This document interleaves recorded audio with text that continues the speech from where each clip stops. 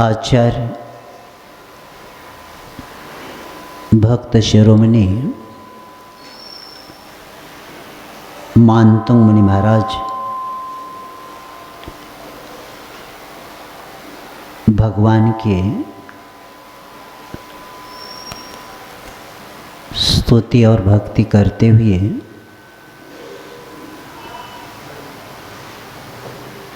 संसार में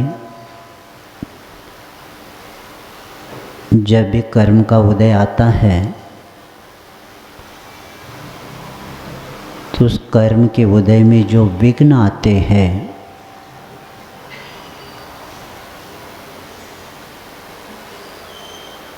वह भगवान के नामस्मरण के बिना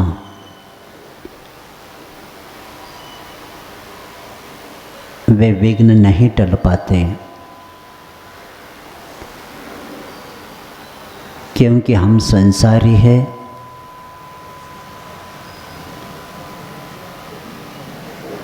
और संसार में कर्म के उदय के कारण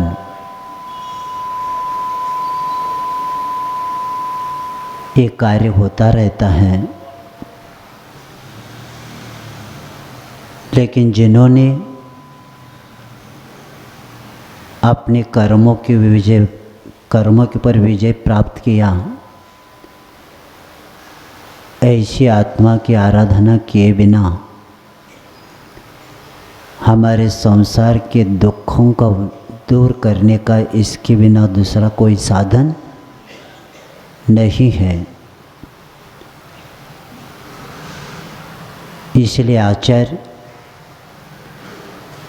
अलग अलग उदाहरण देके हम लोगों को समझाए हैं और इसी बात को लेके अभी तक इस स्तोत्र का पाठ करने वाला व्यक्ति भय को भी भयभीत कर देता है। भक्तांबर स्तोत्र का पाठ करने वाला व्यक्ति जो उसके पास कर्म के उदय के कारण जो भय होता है, उस भय को भी भयभीत कर देता है। इसी बात के लिए आगे का पद्य बताया जा रहा है, उपांत्य वाला पद्य बताया जा रहा है। मत द्वीपेन्द्र मृगराज दवान लाही,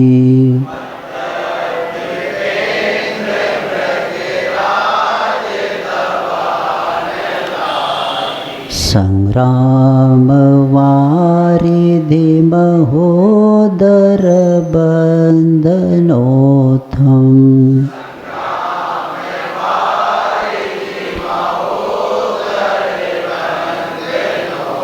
तस्याशु नाशमुपयाति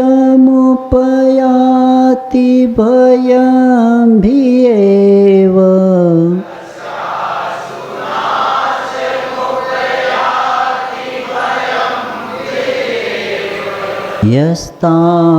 यस्तावकंस्तव मतिमान धीते,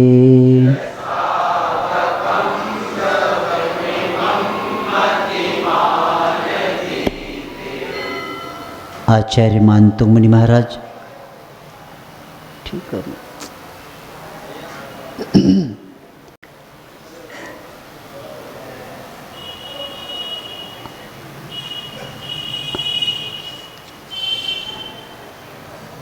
अभी तक इस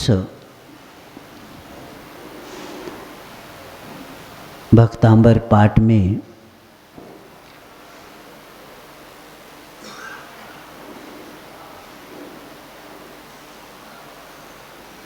जो सामान्य रूप से स्तोत्र में जो स्तुति कर रहे थे उसी के अनुसार अभी 8 पद्यों के द्वारा भयों के भयंकर चित्र का शब्द चित्र के द्वारा स्तोत्रकर्ता ने क्रमशः रखे थे हमारे सामने। अब उसके एक साथ उन्हीं भयों को मुक्ति दिलाने का एक ही उपाय एक ही पद्य के द्वारा इसमें निरूपित किया जा रहा है। क्योंकि जिनेंद्र देव के भाव पूर्वक जब हम स्तुति वंदना पूजन आदि करते हैं तो उसी को उपसंहार के पुनरावृत्ति विधि से करके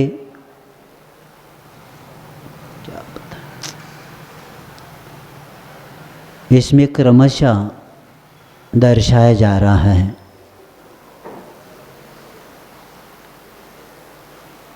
जैसे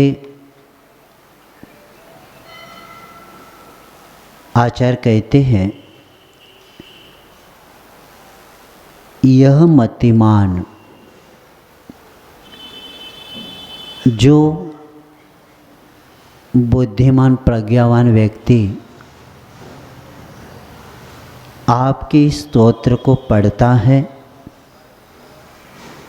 पाठ करता है, अध्ययन करता है, कंठस्थ करता है, उसका मत द्विपेंद्र मृगराज दवानलाही संग्राम वारिधर महोदर बंधन औस्तम। उन्मत मदोमत ऐसा हाथी और विकराल ऐसा सिंह, भभकता हुआ दावानल, भयंकर सर्प, बेबस संग्राम और विक्षुब्ध ऐसा समुद्र और कष्ट साध्य ऐसा जलोदर और बंधन जनित भय भी भयाकुल हो रहा था। भय क्या होता है? निकल जाता है, नष्ट हो जाता है। तो अभी जो 8 पद्य के द्वारा बता कर गए और उसमें जैसे अभी क्रम से बताए थे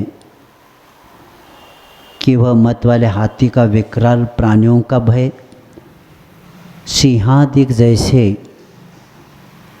क्रूर हिंसक जानवरों का भय, दावानल जैसे नाना विध आकस्मिक अग्नि का भय। ठीक है। और पृथ्वी पर उत्पन्न होने वाले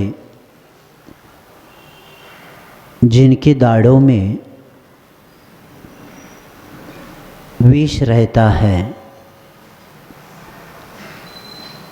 जिनकी संख्या 80 है, जैसे फन वाले दरविकर 26 मंडली, मंडली 22, राजिल 10 और निर्विष 12 तथा मंडली और राजिल के संयोग से पैदा होने वाले 7 प्रकार के सभी प्रकार के सर्पाधिक क्या होते हैं? विषधर होते हैं। क्योंकि सर्प के दाढ़ में विष रहता है। देख लेना, जब काटता है उल्टा हो गया तो विष अपने शरीर में आता है, उल्टा नहीं हुआ तो विष उसका नहीं आता। इसलिए सर्प पकड़ने वाला क्या करता है, व्यक्ति पूंछ को ऐसा लेता है और उसको पीछे पीछे करता है, उसको अब सामने आने नहीं देता, क्योंकि वो उलट कर मार दे और उल्टा हो गया तो तुरंत विष व्यक्ति के इसमें आ जाता है। तो ऐसे उस विषधर और घनघोर संग्राम का भय और दावानल जैसे समुद्र तूफान आदि का आकस्मिक भय और जलोदर आदि बहुविध जो आदि व्याधियाँ होती है उसका भी भय रहता है। और गुलामी, जंजीरों, पराधीनता के भय भी, बंधन के भय भी इसके द्वारा दूर हो जाते हैं। वैसे सम्यक दृष्टि जीव भयों से मुक्त होता ही है, लेकिन कभी कभी आकस्मिक कुछ संकट आते हैं, लेकिन आत्मश्रद्धा से च्युत होने की संभावना कर्म के उदय में हो जाता है। इसलिए उनको सम्यक दृष्टि को दृढ़ करने के लिए 9 पद्यों की रचना की गई है कि सम्यक दृष्टि सावध रहे, क्योंकि कर्म के उदय में भी आपकी स्थिरता, आपकी आस्था और धर्म जो जीवन में हमने धारण किया है, उस धर्म के प्रति संदेह या शंका न हो, इसीलिए इसकी रचना की गई है। और भक्त कवि मानतुंग महाराज उपसंहार करते हुए कहते हैं कि जो भी व्यक्ति भाव भक्ति से इसका पाठ करता है, वह व्यक्ति अपने जीवन में बाहर के संकटों से सदा बचता रहता है। और इसीलिए अपने को ज्ञात करके लेना है कि हमारा परम सौभाग्य है कि ऐसे हमें ऐसे कुल में हमारा जन्म हुआ है। गुरु समझते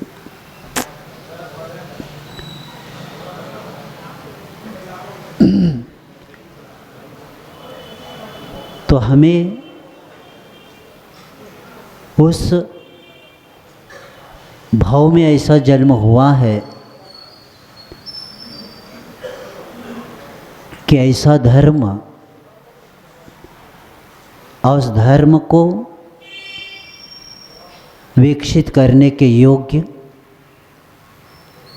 हमें आत्म विकास का स्थान है वीतराग भगवान। और इसलिए आचार्य कहते हैं, आचार्य संबद्धबद्ध महाराज जी ने एक जगह जिनेंद्र भगवान की प्रार्थना करते हुए कहते हैं कि सुश्रद्धा ममते मते स्मृतिरपि त्वच अर्चनम चापिते हस्ताव जलये कथा श्रुतरत कर्णोक्षि संप्रक्षते सुस्थित्वा व्यसनम शिरोनति परम सेविदृशि एन ते तेजस्वी सुजनो अहमेव सुकृति तनेव तेजपते। बहुत अच्छा लिखा है। एक एक शब्द की बात सुनेंगे, समझेंगे। आचार्य सम्मतभद्र महाराज कहते हैं कि हे भगवान, महान आचार्य जो आगे जाकर शिलालेखों में मिलता है, जो तीर्थंकर बनने वाले हैं, ऐसे आचार्य कह रहे हैं कि हे भगवान, आपके मत में अथवा आप ही के विषय में मेरी प्रगाढ़ श्रद्धा है। मेरी स्मृति भी आपकी ही अपना विषय बनाए हुए है, अर्थात आपका स्मरण मेरी आत्मा में सदा बना रहता है। मैं पूजन भी आपका ही करता हूँ। मेरे हाथ आपको ही प्रणामांजलि करने में निमित्त है। मेरे कान आपकी ही पुण्य कथा को सुनने में तल्लीन रहती हैं। मेरी आँखें आपके ही अनुपम रूप को एकटक देखती हुई नहीं अघाती। मुझे जो व्यसन है वह भी आपकी ही गुणावली की स्तुति के रूप में ही रचने का है, और मेरा मस्तक भी आपकी ही प्रणाम करने में तत्पर रहता है। इस प्रकार मेरी सेवा है, शुश्रूषा है, जिसे मैं निरंतर किया करता हूँ। इसलिए हे तेजपते, मैं तेजस्वी हूँ, सुजन हूँ और पुण्यवान हूँ। अर्थात हे प्रभु, जो कुछ भी मेरी आत्मा में अतिशय प्राप्त हुआ है वह सब आपकी ही भक्ति का ही महात्म्य है। क्या लिखा है, कितना पुण्य हमारा, हमारे जैसे दुर्भागी को भाग्य से भगवान मिले हैं। लेकिन कौन समझता है, कौन जानता है? यहाँ भगवान की पूजा करने वाला भी अन्य जगह जाकर मस्तक को टिक देता। यहाँ भगवान के अभिषेक करके धोती में दूसरी जगह जाता है जिसका आता नहीं, पता नहीं। कितना पाप का उदय चल रहा है। 3 लोग के नाथ मिलने के बाद भी अनाथ। क्यों अनाथ बना? क्योंकि प्रभु का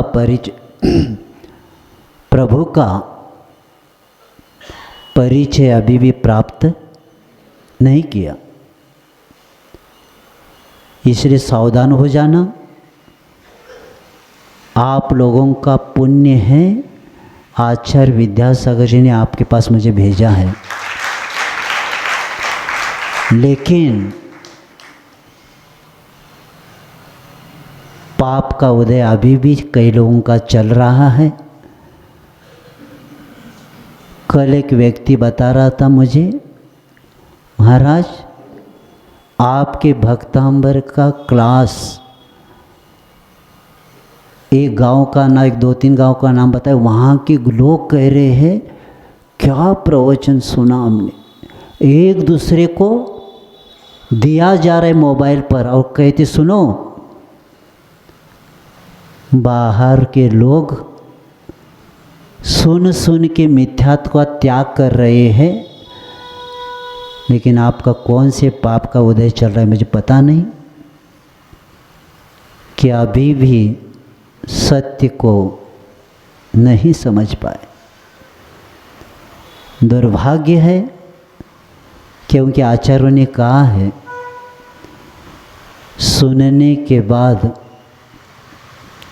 आचरण में लाने के लिए भी बहुत, पहला सुनने के बाद श्रद्धा भी होना और दुर्लभ, और श्रद्धा होने के बाद जीवन में उतारना और दुर्लभ है। हर व्यक्ति जैन धर्म का पालन नहीं कर सकता। पालन करने के लिए भी बहुत बड़ा पुण्य चाहिए। तो इसलिए ऐसे भगवान के प्रति समंतभद्र महाराज कहते हैं कि भगवान के सामने प्रार्थना करते हुए कहते, भगवान मैं जब भी देखो आपको देखो, सुनो तो आपकी कथा सुनो, मैं प्रणाम आपके बिना किसी को करता नहीं। एक से एक शब्द मैंने जो अभी बताया, इसको घर में जाकर मोबाइल में चिंतन सुनना एक एक शब्द, क्योंकि आज का आपका ये सब गड़बड़ कर रहा है। हमें थोड़ा सा तकलीफ हो रहा है, लेकिन मुझे पूर्ण करना है आज। तो इसीलिए सावधान हो जाना, क्योंकि पुण्य ये मिलने वाला नहीं है।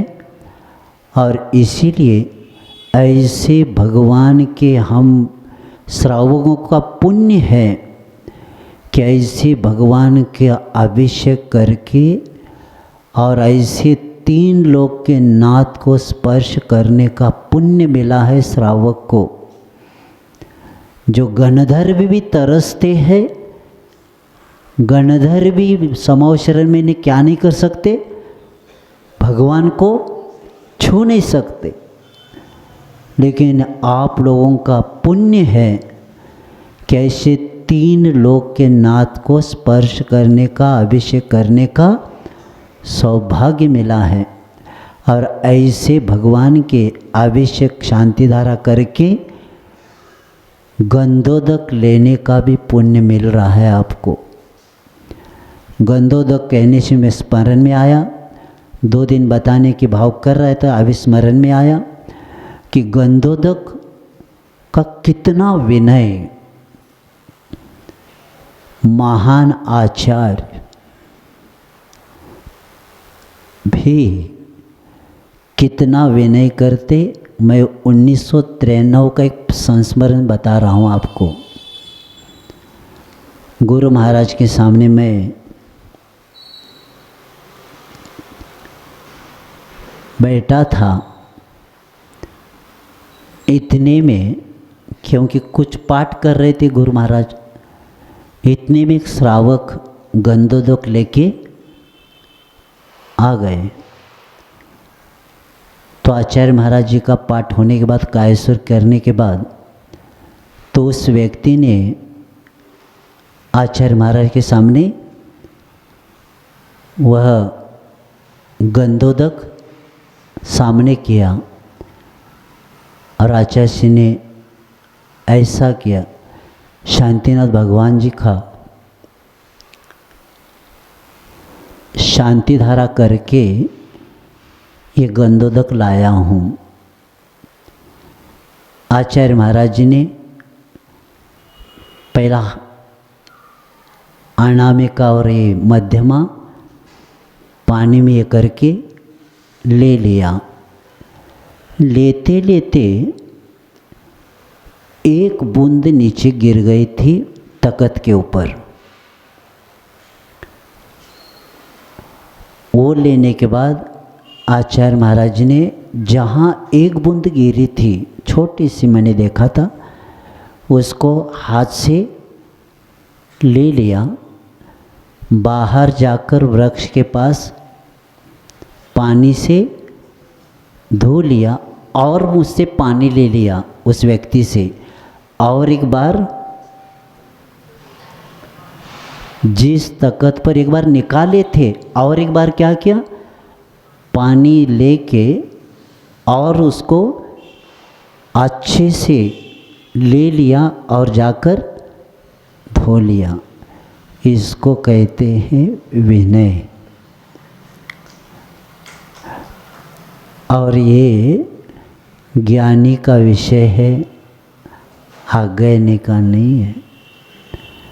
यानी भगवान के उस गंधोदक का जितना विनय आप करेंगे उतनी आपके कर्मों की निर्जरा हो जाएगी। और ये कौन सी प्रतिमा का बनता है? क्योंकि प्रतिष्ठित प्रतिमा का ही गंधोदक बनता है। कल किसी ने प्रश्न किया था, इसलिए प्रसंग के अनुसार ही मैं बता रहा हूँ कि जिसकी प्रतिष्ठा हुई है वही प्रतिमा का क्या हो जाता है, गंधोदक बनता है। आचार्यों ने बताया है, विना नासम न पूज्यम सात बंधोसो दृशत सम सुखम न जनयेत स वर्जित प्राणिना क्वचित। प्रतिष्ठा किए बिना मूर्ति पूजनीय नहीं होती और प्रतिष्ठा के बिना वह मूर्ति पाषाण ही मानी जाती हैं। और प्राण प्रतिष्ठा करते समय अंग और उपांग इसके ऊपर 48 प्रकार के मंत्रों के द्वारा क्या संस्कार किया जाता है। उसमें नेत्रोन्मिलन है, मुखोद्घाटन है, सूर्य मंत्र आदि के द्वारा क्या किया जाता है, उसको संस्कार किए जाते हैं। और ये भी याद रखना कि संस्कार करने वाला व्यक्ति भी कौन होना चाहिए, क्योंकि प्रतिमा दिगंबर है, कपड़े वाला 3 काल में उसको संस्कारित नहीं कर सकता। क्योंकि गर्भ कल्याणिक के बाद जन्म कल्याणिक और जन्म कल्याणिक के बाद तप कल्याणिक होता है। और तप कल्याणिक वही करवा सकते जो खुद निर्ग्रंथ है, वही उस प्रतिमा को क्या कर सकते, निर्ग्रंथ बना सकते। जो कपड़े में है वो प्रतिमा को दीक्षा कल्याणक तप कल्याणक नहीं कर सकते। जिसके पास एक व्रत भी नहीं है वह 28 मूलगुण को आरोपण नहीं कर सकते। जिसके पास परिग्रह भरा हुआ है, रात्रि भोजन की गारंटी नहीं, पानी का छूट भी रखा होगा, ऐसे व्यक्ति के द्वारा प्रतिमा कभी भी 3 काल में पूजनीय नहीं होती। न गंधोदक बनेगा न अभिषेक के योग्य पात्र बनेगा वो। इसीलिए तो कई लोग कहने लगे क्या अभिषेक करना, आत्मा शुद्ध है, तुम्हारी बुद्धि कैसी हो गई। हमारे भगवान का अभिषेक इसके द्वारा तो 6 क्रिया में पहला आता है, कौन सी क्रिया, देव पूजा आती है। देव पूजा, देव पूजा अगर वो नहीं होती, अभिषेक नहीं होता तो कहाँ का आपका कार्य होगा। और श्रावक संस्कृति का मूल अगर कोई है तो देव पूजा अभिषेक के बिना उसका क्रिया हो ही नहीं सकती। और इसलिए आचार्य कहते हैं कि प्रतिष्ठा किए बिना वह पाषाण ही माना जाता है। और इसीलिए सावधान होना है अपने को कि ऐसी प्रतिमा हम लोगों को मिली है और इसी के कारण हमारी प्रत्येक समय दर्शन करते समय, पूजन करते समय असंख्यात गुणी निर्जरा हो रही है। तो ऐसे भगवान के आराधना करने वाला व्यक्ति अपने जीवन में जो अभी 8 प्रकार के भय के द्वारा बताया, अब अंतिम अपने को उपसंहार इसका भक्तांबर स्तोत्र का करना है।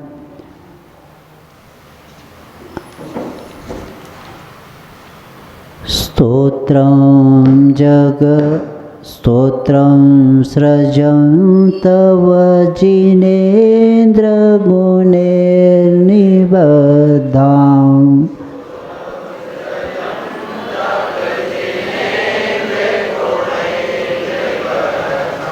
भक्त्या मया रुचिरवर्णविचित्रपुष्पाम्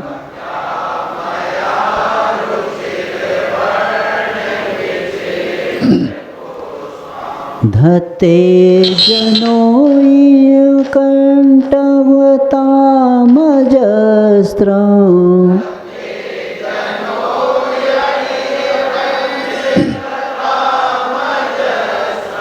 तम्मानतुङ्गमवशासमुपैति लक्ष्मी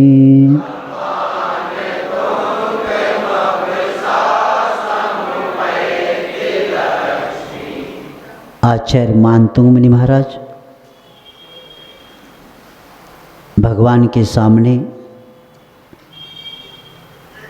स्तुति के उपसंहार करते हुए कह रहे हैं, क्योंकि प्रख्यात महाप्रभावक भक्तांबर स्तोत्र के इस अंतिम पद में हमें इस आशीर्वादात्मक काव्य के रूप में स्वीकार कर सकते हैं।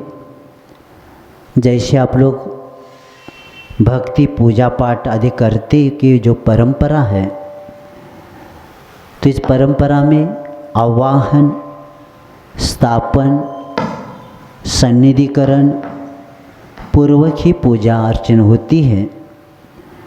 तो जयमाला के अंत में पूजा उपासना का फल प्राप्ति का किया जाता है। जो स्तुतिकर्ता के द्वारा भक्त पुजारी को दिया जाता है, तदुपरांत विसर्जन की परंपरा होती है। तो भक्ति काव्य रचना में कविगण 3 परंपराओं का पालन करते हैं।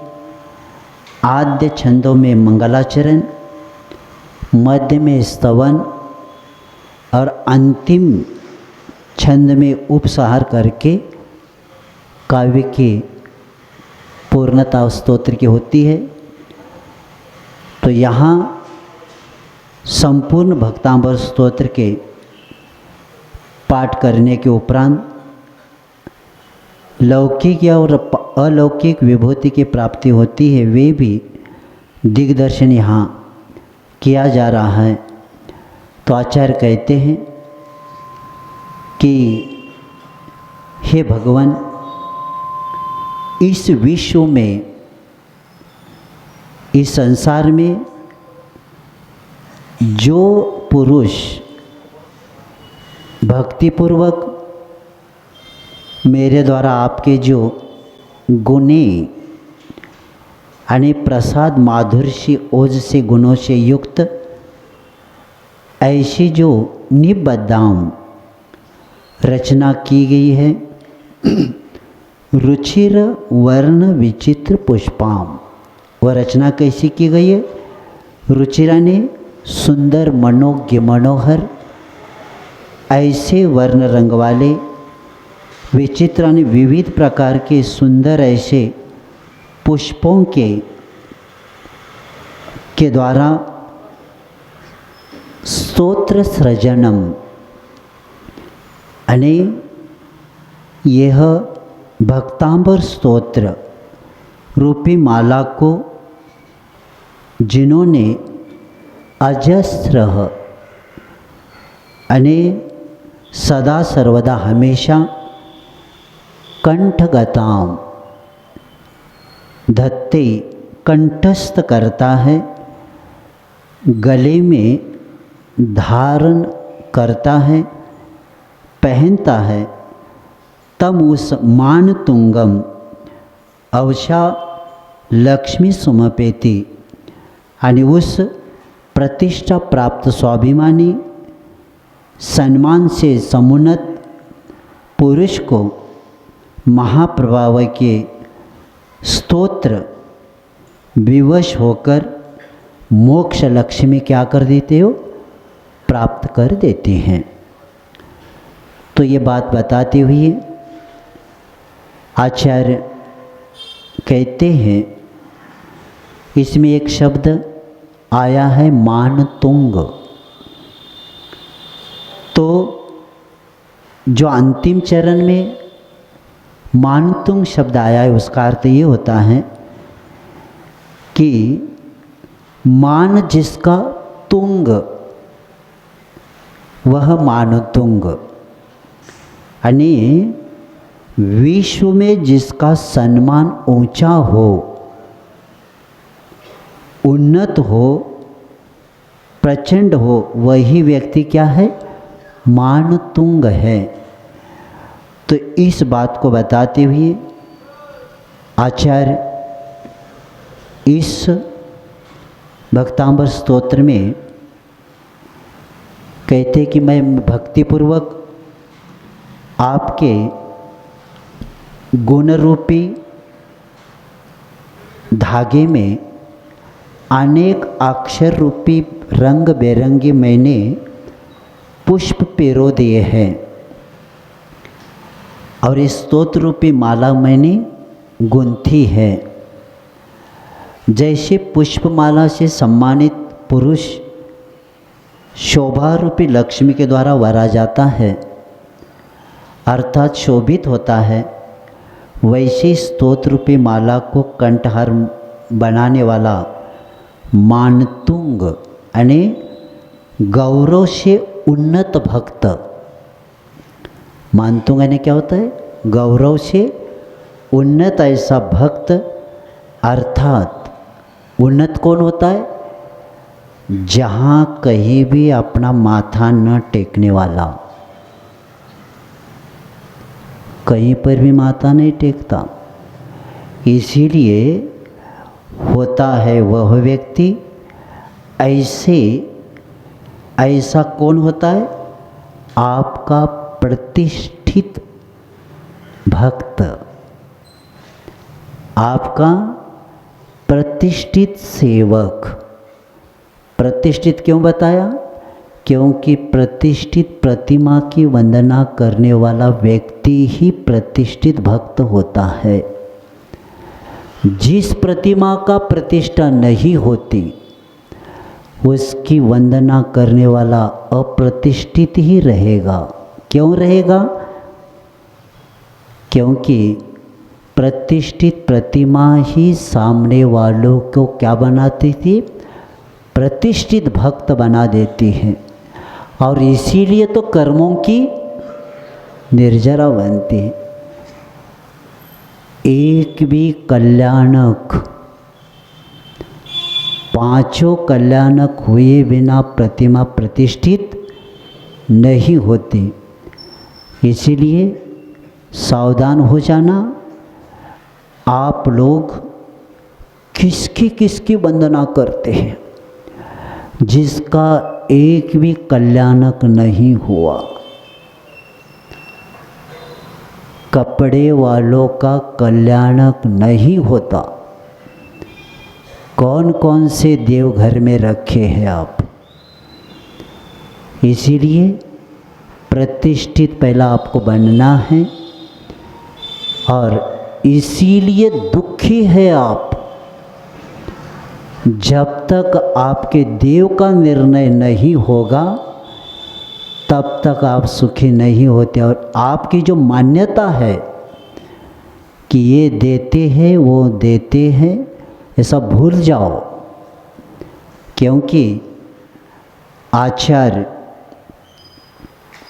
बताते हैं अमित गति महाराज कि कई लोगों की मान्यता है कि देव देते हैं, उनको ये जानना है।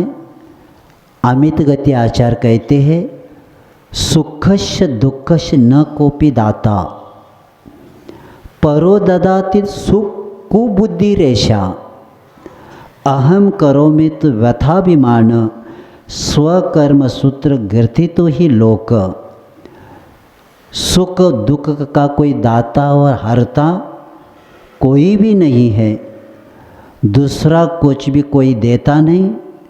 ये अगर दूसरा कोई देता है, ये मान्यता मिथ्या है हमारी, और ये भ्रामक हमारी कल्पनाएं हैं, भ्रांतियां हैं। और मैं करता हूँ ऐसे मानना भी मिथ्या अभिमान है आपका। क्योंकि ये संसार में प्राणी मात्र का जो भी कार्य होता है स्वकर्म सूत्र ग्रथितो ही लोक, अपने अपने कर्मों के अनुसार ही होता है। कोई देते नहीं, कोई लेते नहीं। इसीलिए कोई देता है, इसीलिए हम पूजते हैं। ये पहला क्या करना पड़ेगा, ये सब निकालना पड़ेगा।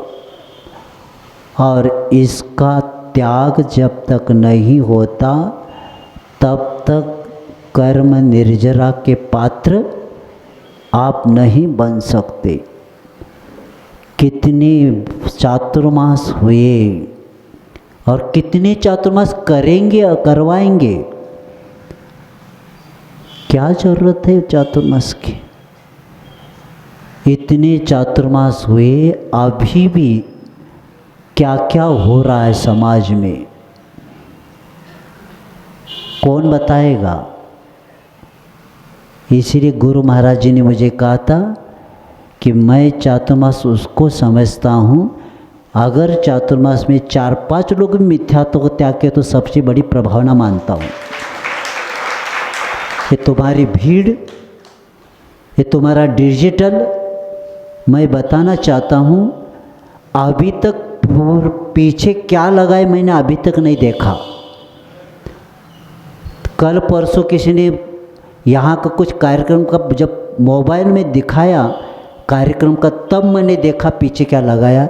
मैं इससे प्रभावित नहीं होता और इससे ज़रूरत ही नहीं हमें। लेकिन आपका मिथ्यात्व कितने लोगों का त्याग हो, ये हमें महत्वपूर्ण है। इसलिए हमने पहले ही बताया था, इससे बाहरी प्रभावना से, क्योंकि अज्ञानता नाश होना और जैन धर्म का महत्व मालूम होना, इसको प्रभावना कहा जाता है। तो आचार्य कहते हैं कि अगर आपने इसको तत्व को नहीं समझा, और इसीलिए मिथ्यात्वेन समम पापम न भूतो न भविष्यति।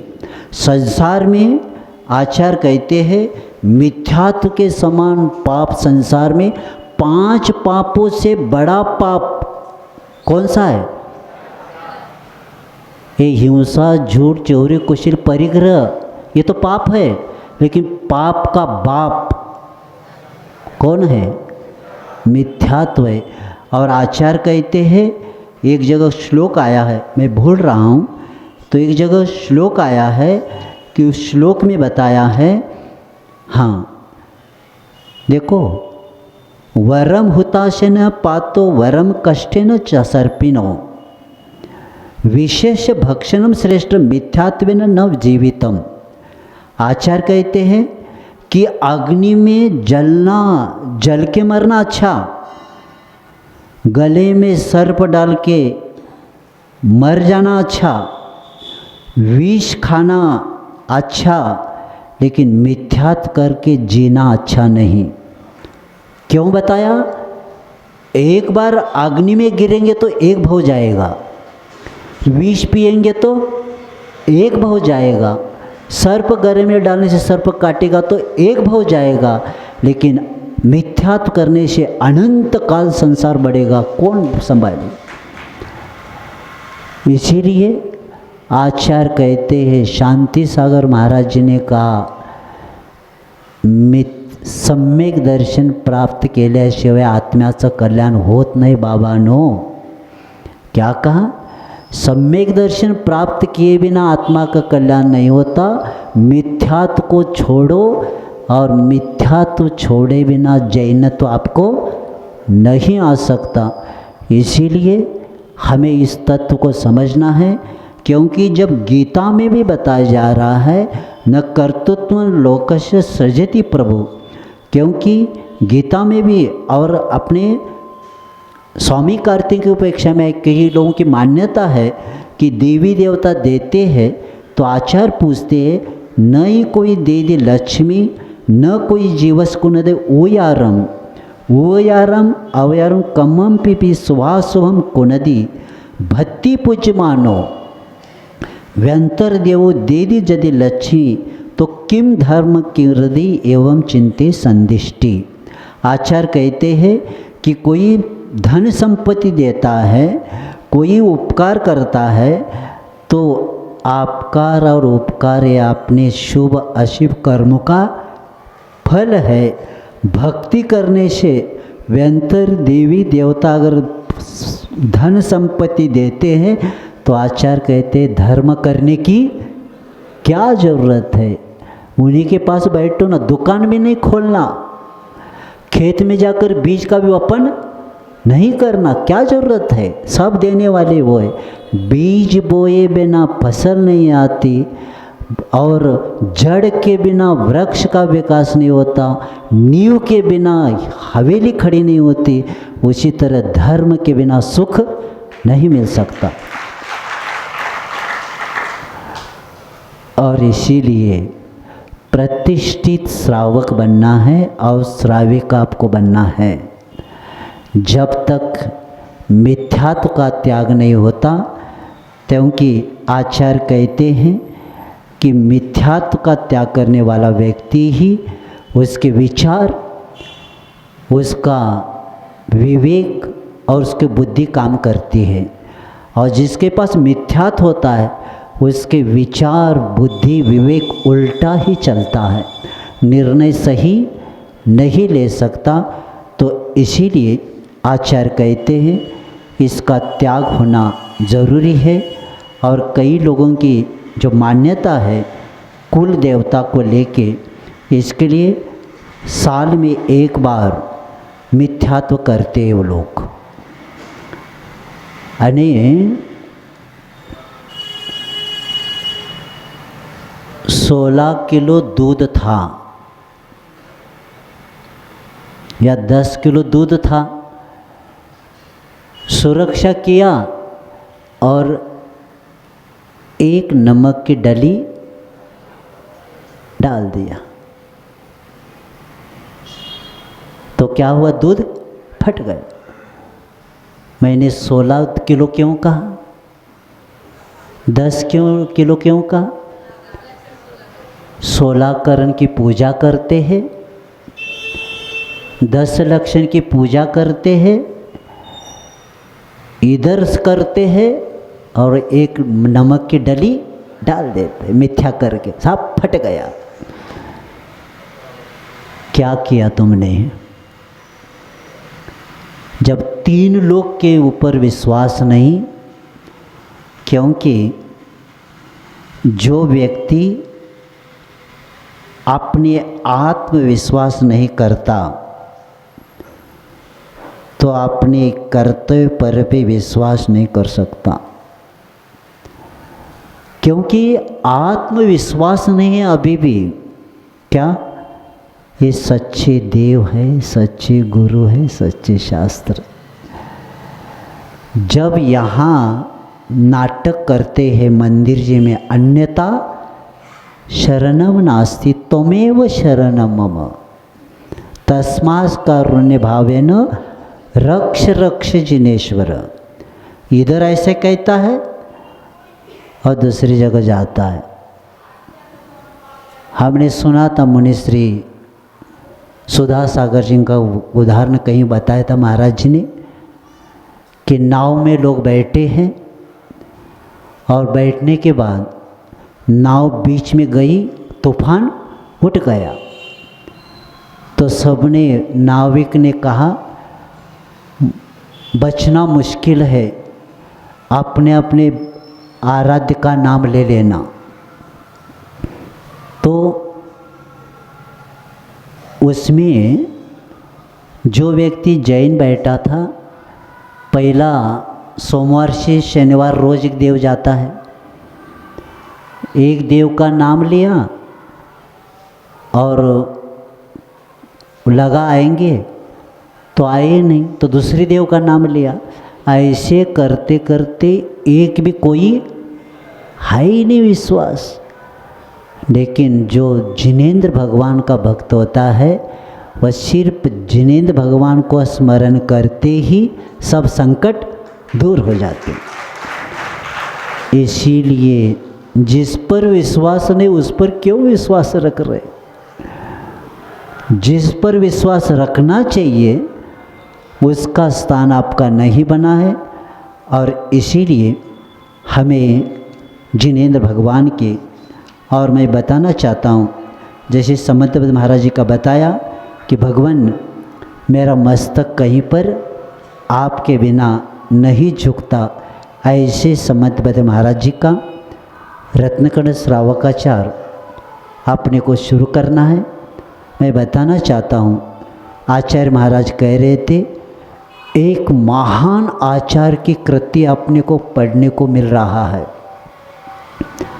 जो शिलालेखों में मिलता है, आगे जाकर तीर्थंकर बनने वाले हैं, उनके द्वारा लिखा हुआ ये शास्त्र अपने को पढ़ने को सुनने का सौभाग्य मिलने वाला है। ये बता के रत्नकण श्रावकाचार्य हम लोगों के लिए आचार्य महाराज जी ने पढ़ाया था। और बाद में एक ही शब्द कहा था कि श्रावक को जीने की कला सीखना है तो रत्नकण श्रावकाचार्य के बिना जीने की कला नहीं आ सकती। तो ऐसे समंतबद्ध महाराज के एक ऐसे महाराज थे, परीक्षा किए बिना किसी का पैर नहीं पड़ते थे। समवशरण में जाकर भी क्या कहने लगे, मैं समवशरण से प्रभावित नहीं भगवान, या आपकी सभा देखकर या आपके चवर ढल रहे, देवलोक आए, 4 अंगुल ऊपर बैठे इसलिए नहीं मैं आया ना, ये मायावी के पास में रहता है। लेकिन आपके पास आने का एक ही कारण है कि आप में दोष और आवरण नहीं है, इसीलिए मैं आपके पास आया हूँ। तो ऐसे परीक्षा प्रधानी धर्म और इसी को प्राप्त करने वाले महान आचार्यों की कृति अपने को ज्ञात करके लेना है। और ऐसे आचार्य कहते हैं कि आपका जो भक्त है, प्रतिष्ठित भक्ति सेवक, यानी कहीं पर भी माथा न टेकने वाला आपका प्रतिष्ठित भक्त, वह मुक्ति रूपी लक्ष्मी के द्वारा वरा जाता है।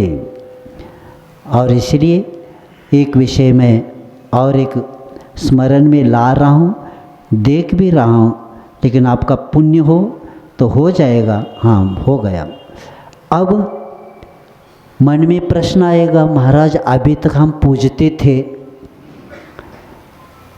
तो वो नहीं पूजेंगे तो हमारे पीछे लगेंगे क्या?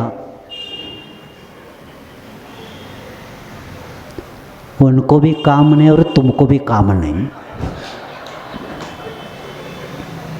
हमें ये बताइए, पीछे लगने वाला मनुष्य होता है क्या राक्षस होता है? बदला लेने वाला मनुष्य होता है क्या राक्षस होता है?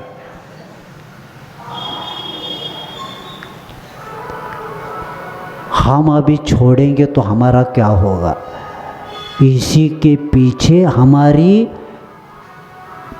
पूर्वजों से लेकर अभी भी पढ़े लिखे लोग होकर भी अनपढ़ का काम कर रहे हैं। जब 10 रुपए का नारियल 11 बजे बजाते, 11 बार, कितने बार नारियल, कितना 10 रुपए का कितना बजाते, 11 बार।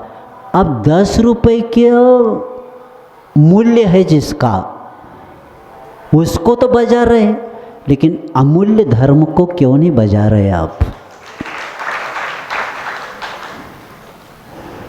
तो इसीलिए आचार्य कहते हैं, अगर कुल देवता की बात करते हैं तो धौला में, सिद्धांत ग्रंथ धौला की 6वीं किताब में बताया है कि गोत्र, कुल, वंश, संतान ये सब एकार्थवाचक है।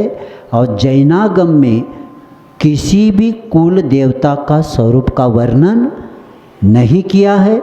और कुल देवता की जो अलग अलग परंपरा अस्तित्व लाया जा रहा है, ये आपकी अज्ञानता है। क्योंकि जिनसेन महाराज जी ने आदि पुराण में कुलचर्या में बताया है कि जो व्यक्ति अपनी योग्य देव पूजादि षट कर्म करता है और गृहस्थ की ये कुलचर्या होती है, और ये जो कुल का धर्म है वही कुल देवता। तो कुल धर्म कौन सा है आपका, जैन धर्म है, तो आपके देव भी कौन होना चाहिए, कुल देव जैन धर्म के होना चाहिए। तो कुल धर्म के अनुसार कुल देवता होते हैं, और जैन संस्कृति में कुल धर्म के अनुसार ये मान के तीर्थंकरों को ही स्वीकार किया है और किसी को नहीं है। तो इसीलिए आप लोग सावधान हो जाएंगे। और जब प्रश्न आता है, महाराज जी अभी तक हमने अज्ञानता के साथ किया है, अब नहीं करना है तो क्या करना। इसके लिए आचार्य जिनसेन महाराज जी ने आदि पुराण के भाग 2 में 53 क्रिया बताई है। जब भव्य पुरुष मिथ्या देवी देवताओं को अपने घर से बाहर निकालता, जो क्रिया है उसको गणग्रह नाम की क्रिया है। कौन सी, गणग्रह नाम की।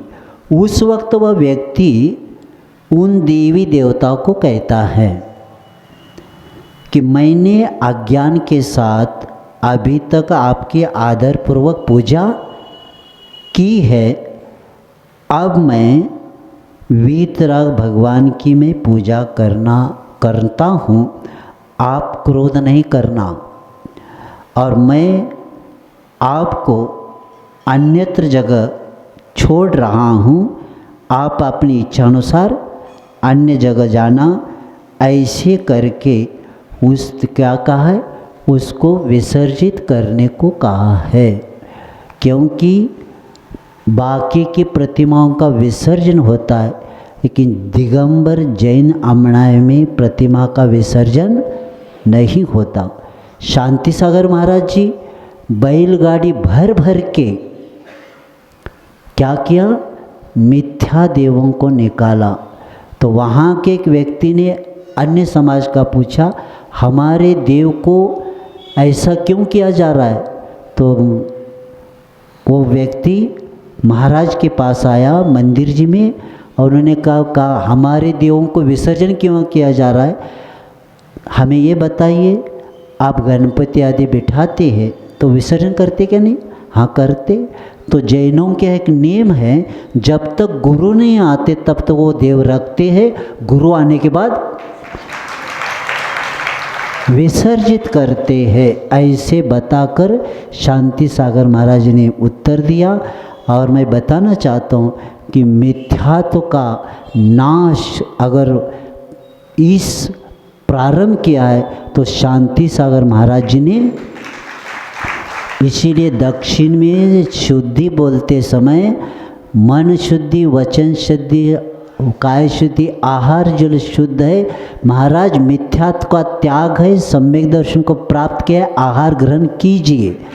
ये शुद्धि में बोला जाता है दक्षिण में।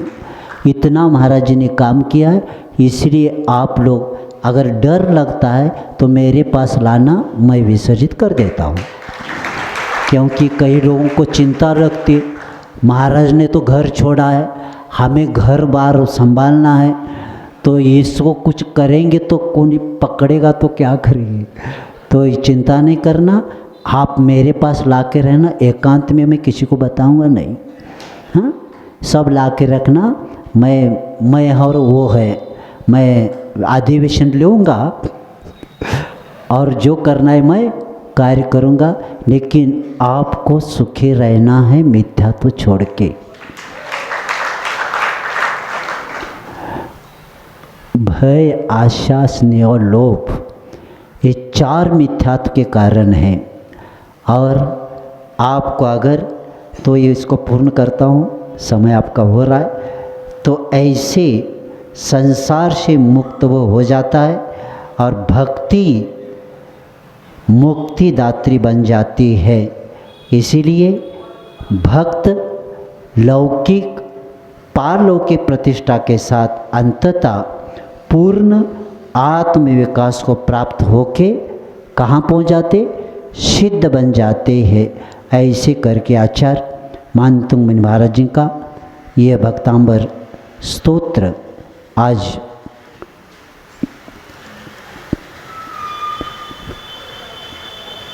पूर्ण हो गया है और इसका पाठ आप लोग करते जाएंगे। प्रत्येक व्यक्ति भक्तांबर का पाठ करेंगे। कई लोगों की मान्यता है महाराज कब बोलना, प्राय करके कई लोग कहते रात्रि नहीं बोलना, रचना कब हुई क्या पता। भक्ति का समय नहीं, भक्ति कभी करो, लेकिन विशेष अगर आपकी आत्मा की अंतःकरण निर्मला करना है तो हमने एक जगह पढ़ा था, सुबह 9 के पहले जो अपने पास विशुद्धि होती है वो बाद में उतने भाव नहीं बनते। लेकिन प्रत्येक व्यक्ति को क्या करना है, भक्तांबर का पाठ करके, और मेरा ये लगाने का उद्देश्य यही था कि यह भक्तांबर पाठ के द्वारा, क्योंकि मैं तुरंत स्वाध्याय शुरू करूँगा तो हमारे थोड़ी आरिकाएँ, थोड़े दादाजी लोग इतना बैठेंगे, ये बाकी की जनता मुझे नहीं मिलेगी। इसलिए मैंने भक्तांबर का पाठ के द्वारा पात्र बनाया रत्नकण श्रावकाचार्य को आने के लोग। तो इसलिए कल से, कल तो नहीं परसों, कल भक्तांबर पाठ का जो 48 आप लोग सब बोलेंगे और आप ही दीप का प्रज्वलन मंत्र बोल के कल का अंतिम संहार इसके द्वारा करेंगे, क्योंकि प्रत्येक व्यक्ति इसमें भाग लेंगे। और यह भक्तांबर पाठ जो आपने प्राप्त किया है और आप लोगों ने इसका प्रचार भी इतना किया है कि इसके द्वारा कितनी बाहर चर्चा यहाँ की क्लास की चल रही है और कई लोगों ने अपने जीवन में, कई लोगों का परिवर्तन हुआ है। तो उसी तरह आप लोग भी और इसको आगे बढ़ाते हुए, और मैं बताना चाहता हूँ कि ऐसे ऐसे परिवार गुना में मुझे मिले जिन्होंने कल क्या किया था, कलश, पाठशाला का कलश जिन्होंने स्थापन किया, उनके यहाँ मेरा आहार हुआ था। तब उस परिवार ने मुझे बताया, हमने पूछा मिथ्यात्व, उन्होंने कहा महाराज हमारे घर में जितने लोग हैं सबका मिथ्यात्व का त्याग है, एक भी, और अभी एक बहू आई है तो उन्होंने कहा इसका भी त्याग है, लेकिन अब संकल्प नहीं किया। तो उस बच्ची ने, जो बहू नहीं आए हैं, उन्होंने भी मुझे पहला परिवार मिला कि जिसके मैंने सोचा, आज सुबह जंगल से आते हुए मैंने सोचा देखो जिस पाठशाला के द्वारा संस्कार दिया जा रहा है वह कलश भी हर व्यक्ति नहीं ले सकता जो मिथ्यात्व का त्याग किया था। ऐसे परिवार ने क्या किया, कल का कलशा की स्थापना की बोली लिया। तो ऐसे प्रत्येक परिवार मिथ्यात्व का त्याग करें, क्योंकि जैन धर्म टिकने वाला है तो धर्मात्मा से टिकने वाला है, और धर्मात्मा वही होता है जिन्होंने मिथ्यात्व त्याग किया। बहुत लोगों का त्याग होगा, करते नहीं लेकिन संकल्प नहीं किया है, क्योंकि करंट में बैंक में रहने से ब्याज नहीं मिलता, फिक्स में रखने से डबल होता है। इसीलिए आप संकल्प करेंगे तो आपका कर्मों की निर्जरा होगी, और जैनों तो प्राप्त करके और आगे का जो भी है इसी तरह जितना अपने पास विषय था उतना दे दिया।